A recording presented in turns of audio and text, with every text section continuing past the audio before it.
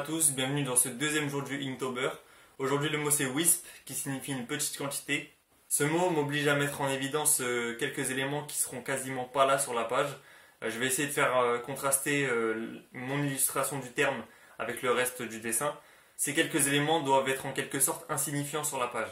J'ai choisi de dessiner un personnage qui serait un peu au-dessus de son IMC recommandé, qui s'est d'un coup résolu à commencer un régime drastique en jetant à la poubelle toutes les cochonneries qu'il avait l'habitude de manger, pour se résigner à manger un tout petit peu de légumes.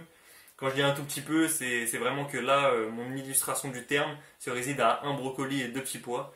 Donc on est vraiment sur une petite quantité. Et d'ailleurs, l'assiette contraste avec l'énormité de frites et de burgers qu'il y a dans la poubelle, et aussi avec la corpulence de mon personnage, qui a cassé le banc sur lequel il était assis. J'ai utilisé aujourd'hui que deux images de référence.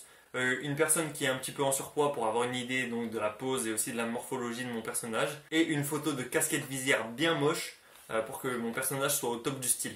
Cette fois-ci, j'ai décidé de mettre l'illustration du mot, donc l'assiette en l'occurrence, au centre de la page et de faire en sorte que ce soit tous les autres éléments qui gravitent autour d'elle. Même si elle est insignifiante, comme je l'avais annoncé tout à l'heure, elle est remise en valeur grâce à tous les éléments qui gravitent autour. Je suis assez content de la pose de mon personnage et aussi de tous les détails que j'ai rajoutés, comme la poubelle remplie, le banc, etc., qui permettent de créer une petite histoire autour du dessin. Maintenant, je suis pas 100% fan du visage de mon personnage, même s'il est plutôt drôle. Et comme pour le jour précédent avec la flaque d'eau, je trouve que malgré tout, le banc, etc., constitue pas un décor à part entière.